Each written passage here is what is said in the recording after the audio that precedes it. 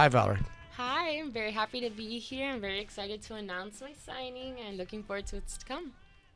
Yeah, did you I would have to I get the transition from like MMA to WWE, but that also has to be a difficult decision to make because they're clearly two separate kind of forms of entertainment, right? Yeah, it's just a completely different way of thinking, and honestly the hardest part for me was making that mental shift from MMA to now being a WWE superstar, because my whole life I spent in martial arts competing in that, and now I'm going into this world of WWE, and I just had to shift my mind and all that passion I had into MMA, transfer that into the ring. And you also can't strike full force. Like that's the Yeah, difference that's a big- too. It's like you have to like control probably your natural inclination to really break somebody's jaw. It's self-control, but as a martial artist, you learn that self-control. So honestly, I'm pretty good at controlling myself, but at the same time, it is a lot of impact. It is combat, and it's tough on your body the same way. Yeah, but there is that thing where in MMA the goal is to like destroy, right? Yeah. Like it's if one of us has to die, it's not going to be me. Exactly. Which you do have to kind of get that part of your brain deprogrammed and go like, no, how about we both leave this thing healthy. Yeah, you rewire your mind, but in WWE, you're fighting, and at the same time, there's so many things you have to be aware of. So for me, it's fun, and I like it more. It's got to be weird training with the person you're going to fight. Like you have to like kind of go over things and discuss things with them before in a way that you wouldn't in an MMA fight. It's probably just an adjustment. Yeah, it's an adjustment like your relationship, because in MMA you're not friends with the person you're about to fight, and in WWE, you got to perform, but even though you still hit each other and stuff, it's like a helping dynamic.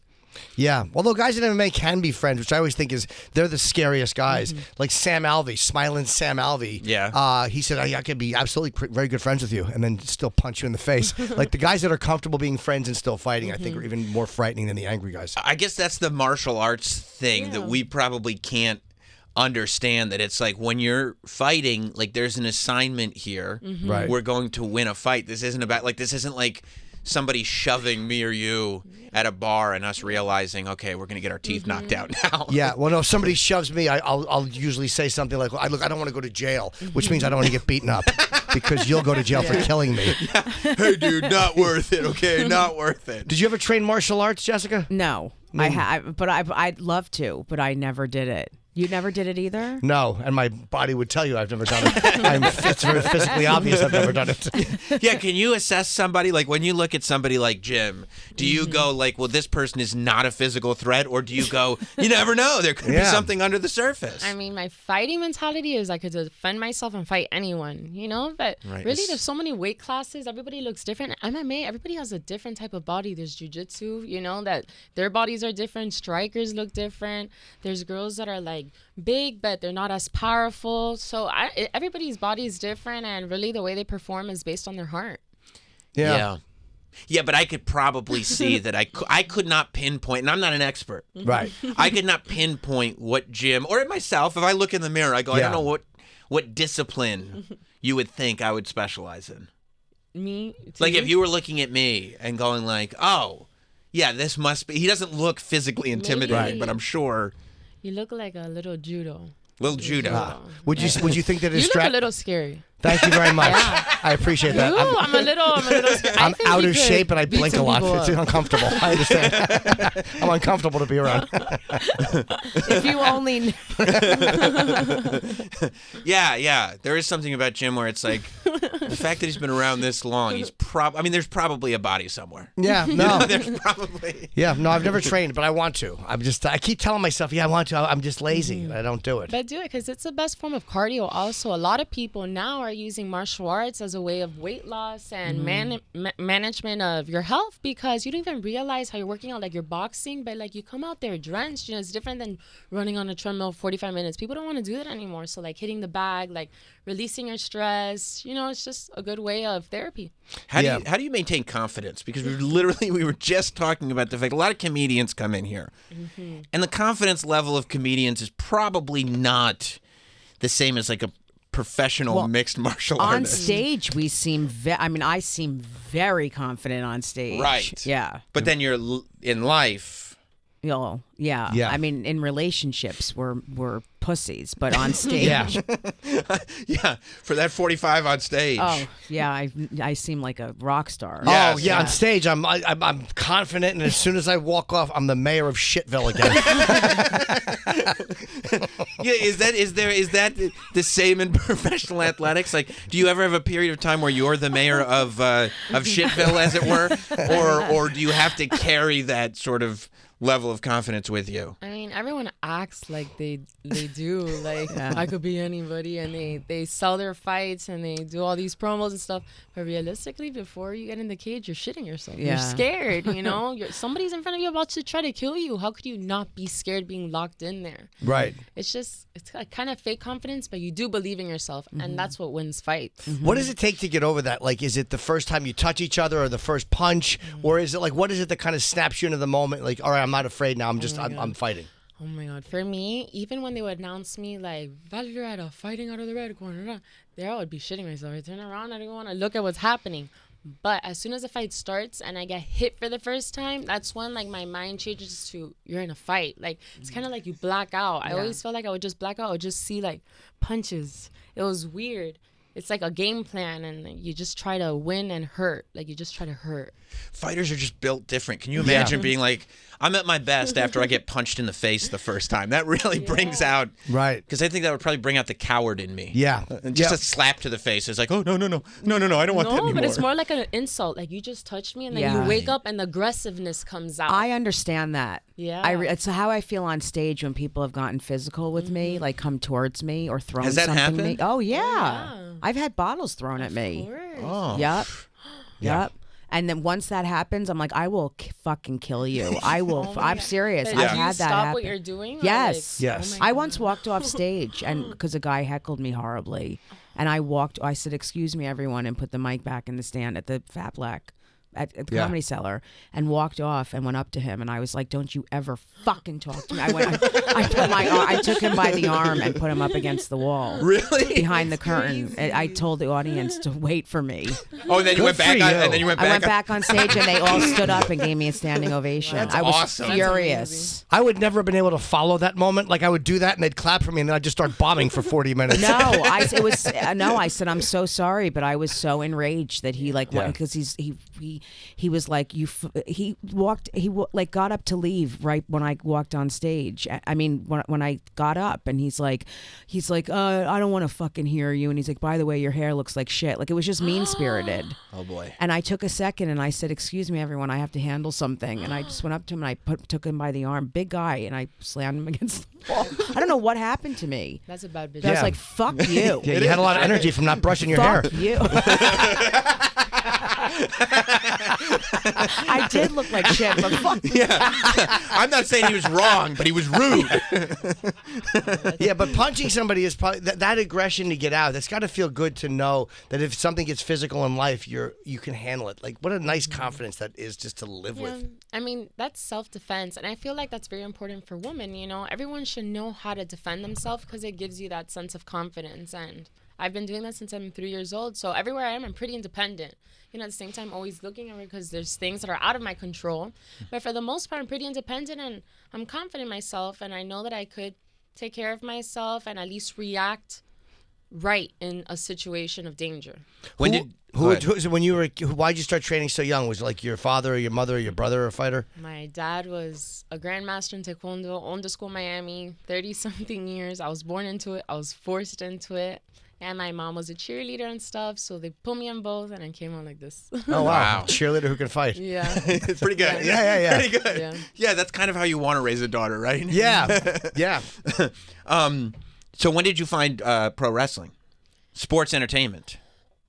That was in April after I went to Wrestlemania. Was it Stone Cold? Tell me the truth. It was Because that fucking ruled when Stone Cold was out there. Yeah, it was For me, Charlotte Flair is what did it for me. But my last fight was in November. In my mind, I was still fighting. And then I went to Wrestlemania. And once you go in there, have you guys been to a show? Yeah, oh yeah. I have. It's just another level. Yeah. And you go in there and you leave different. And that's what changed my mind. And I just prayed for this opportunity and it came true. Wow. So you kind of knew then, like, oh yeah, this is the move? It's that, like, when you know me, I am a fighter. I've been fighting since I'm 3 years old, fought MMA 5 years. But as a woman, you know, I love, like, I studied broadcast journalism. I love glamour. I love entertainment. I love costumes. I love wardrobe. I love styling. I love storytelling. And when I look at WWE, it's everything I love around fighting. Like, that's me. And my mom was like, Valerie, this is what you're born to do. And that really made my decision. Now, Miami, you grew up in Miami. I've only been to Miami once, but I was very uncomfortable because everybody there was so attractive. You haven't born in Miami? No, I went. I went down there one time, and I was almost like a display for all of them. Like, ugh, that's what happens. They're like, what is that? Yeah. What is this thing? Is that a scallop? Yeah, it was very uncomfortable because everyone is in beach shape and just has that party vibe. And Bro, you could have the party vibe. I'm sure it's a fun place if you're comfortable there. Like, I bet if you put on like a Hawaiian shirt and some like board shorts or something, people would be like, "Oh yeah, he's just a Miami party dude." You have to get a little tan before. I know. This is actually tan for me. I know I don't look tan, but I would lift and show you the difference. But I'm embarrassed to show my arm. That's so cute. Yeah, I know. That's okay. He's adorable. He'd be fine in Miami, right? Of course. Of course. You just need to go with the flow. Yeah. You know? Right. Do you like the Everything beach? there's Do you spend a lot of time at the beach? Yeah, but like more pool, like tanning. I was born and raised there, so people go to South Beach and stuff, and I'm so over it. You know, I'd rather have my pool in my house and stuff. And then when I go out, it's South Beach, Brickell, Wynwood. You know, there's so many spots, and everyone's in Miami right now, so it's fun. But our culture has completely changed after the pandemic because there's a lot of new people here. It's a little different. Oh yeah, everybody moved to Florida during because people thought like this was going to last forever. Yeah. So they went to all these weird locations that they might not have Like Florida moved got to a point that you couldn't find a property. You know, Yeah. I was blessed enough I bought a house like right after the pandemic, but our real estate was insane. Like, so many people from New York, LA, everyone was moving down here. I was like, damn, get out of here. Are you going to stay there? Huh? Are you going to stay there or are you going to leave? No, I'm moving now to Orlando because my first day at the Performance Center is the day of my 24th birthday. Oh, wow. Wow. So I'm when moving is that? to Orlando, July 19th. That's my birthday as well, July 19th. Look at you guys. Yes. Are you lying? No, I'm July 19th. That's so cute. Yeah. Adorable. Isn't our birthday weird? Like, a lot of people don't have our birthdays, I feel like. Just special people. I've met a couple of people over the years that had July 19th. I would say so far you're my favorite. Myself included. Nice. Myself included. Yeah, we're cancers. They're very family-oriented. Yeah. Cancers tend to get along with other cancers. I'm not big on Are astrology. you emotional? Yeah, I am. I'm the worst. I'm the a worst. blubbering idiot watching television. You are right. But as I get older, I'm worse. I'm going to be 54. So, yeah, I was probably like a little better in my 20s and 30s. But, I'm just coming. I'm really emotional. Yeah. But that made me a good fighter, to be honest. People are like, you can't show your emotions fighting. At the same time, like, that passion and, like, wanting to kill someone, it was so strong because I'm so emotional. It just worked out for me. Yeah, I guess so. You used it in a way I didn't. You used it in a brave way. Right. Right.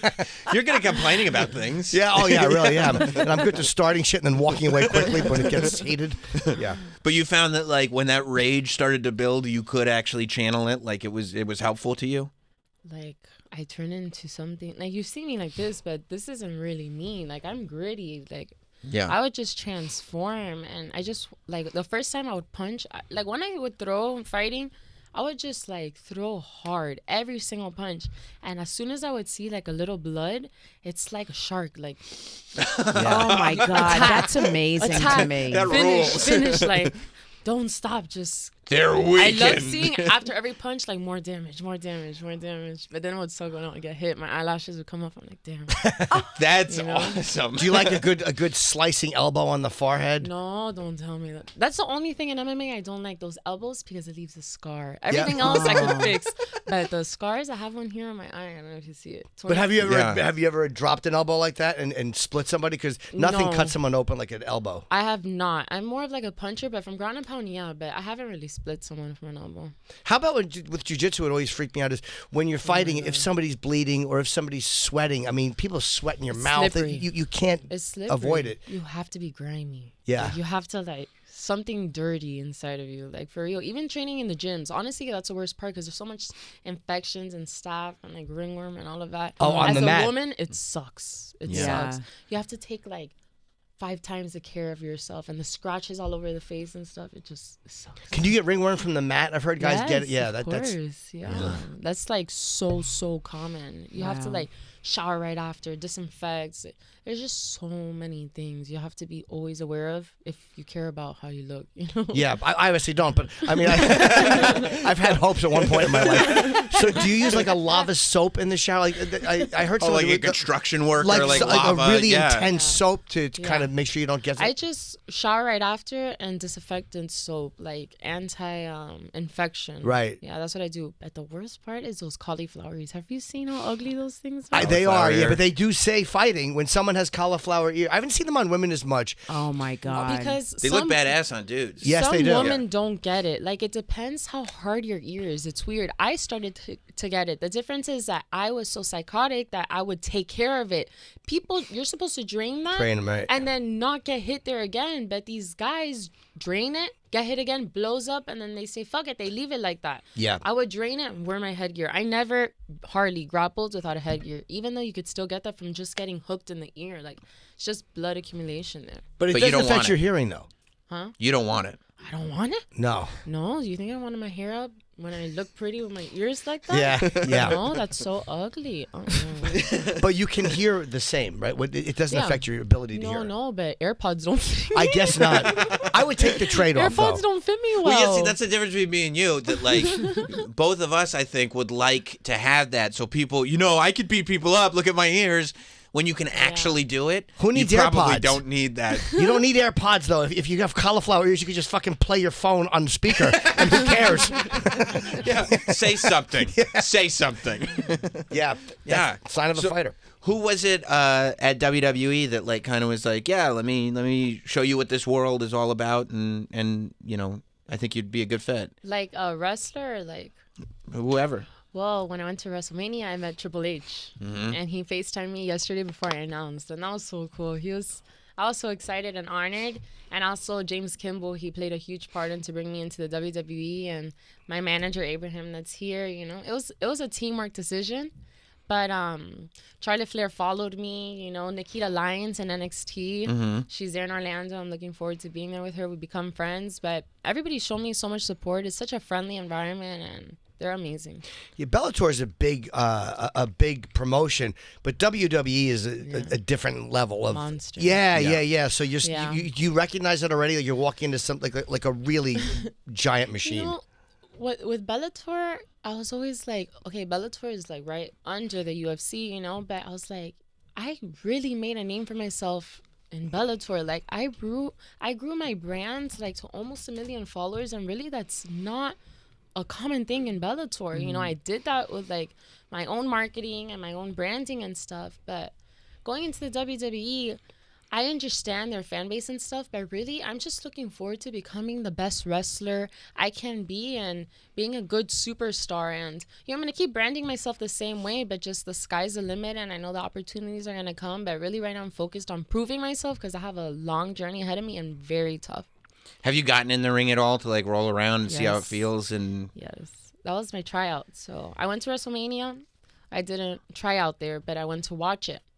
But then I had my child in Orlando, and that was tough. But it was the best week of my life, and I didn't want to leave. I was crying. I wanted to stay there even without a contract. I just want to train. I want to work. I don't want to lose another week. But I had to come home, and I had to relax for the first time in my life. And not having a fight, not having to cut weight. It's a different type of pressure. Like knowing that I want to fight 3 times this year, so I have to fight by March, July, December, you know? Like that's always been and not get hurt. Schedule. Yeah. And not get hurt. Yeah. And not get hurt training. In February, I tore my MCL sparring at the gym. I was defending a single leg takedown. But this just MMA is prone to so much injury. And of course in WWE too, like this is combat. In any sport you do, it's dangerous. You just have to prevent it and just know what you're doing and own it.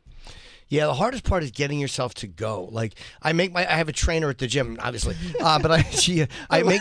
You're on the same level. No, but I get it. You know, when No, I'm it's training. true. Well, the It's point his is I'm personal lazy goals. and I won't go unless I have to be somewhere. Yeah. Like the ability to make yourself do it, I'm always kind of fascinated with people who can just go out and do that. You go to the cellar like every night. Like you do your profession. With comedy, Yeah. it's different. Yeah. We always show up to shows, but with other things, we're right. Yeah, it's a different thing. I like doing stand-up. I don't like working out. But that's what you're passionate about. That's Yeah. what you love. And this is like what I'm passionate about. And I know that I have to work out every day in order to get to where I want to be. You know, it's just different, but the same at the same time.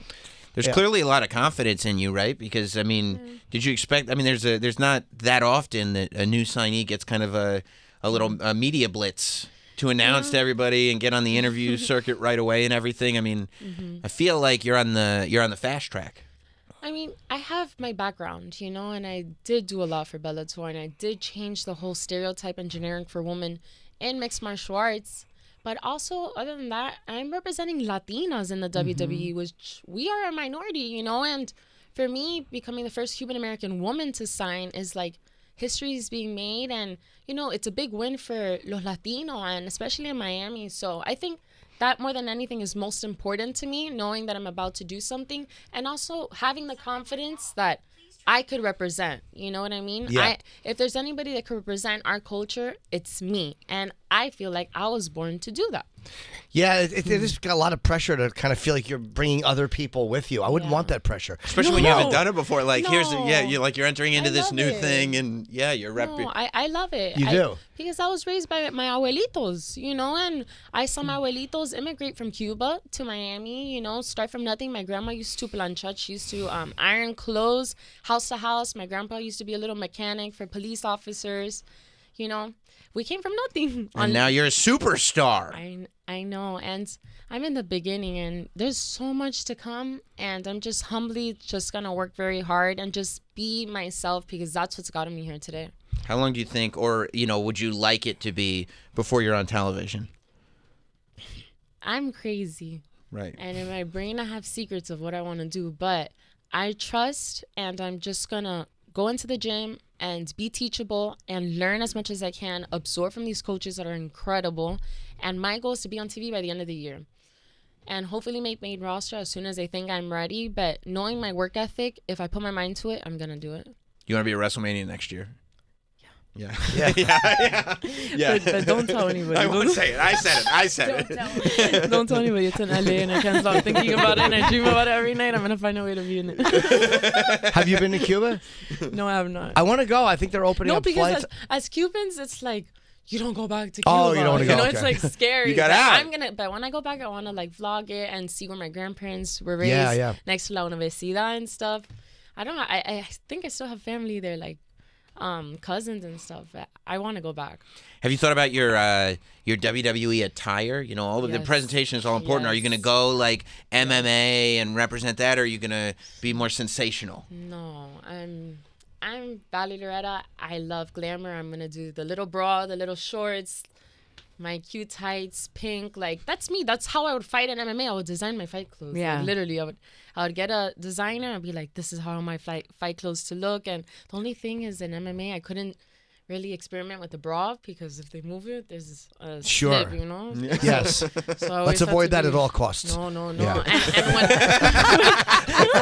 And when you're fighting, you don't want to be thinking about, Yeah. you know. Yeah.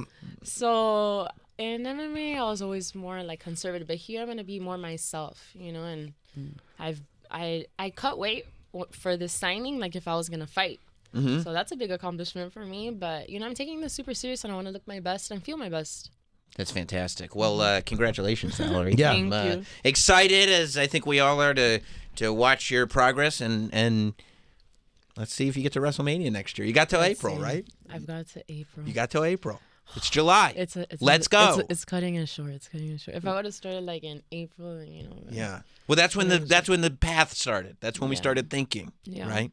But even if it's just NXT, like, I'm just gonna be so excited to debut, like, make that my first like match. For me, I can't stop thinking about that. I have so many ideas, but right now I need to focus, work hard, and see what comes. Yeah, let's get you on an NXT premium live event and go from there, right? Yeah, let's see. Love it. Love it. Well, thank you, Valerie. Thank you, guys. You're fantastic. Jessica, so are you. Yeah. Thank you. You're fantastic as Go well. see Jessica if you're in Yes. Long Island, the brokerage tonight. Jessica's brilliant. The Fat Black, July the 5th, and a bunch of other dates on Jessica Kierson or @.com or @Jessica Kierson. And you can follow Valerie, by the way, at Valerie Loureda on Instagram and on Twitter. On Twitter, it's 2 A's.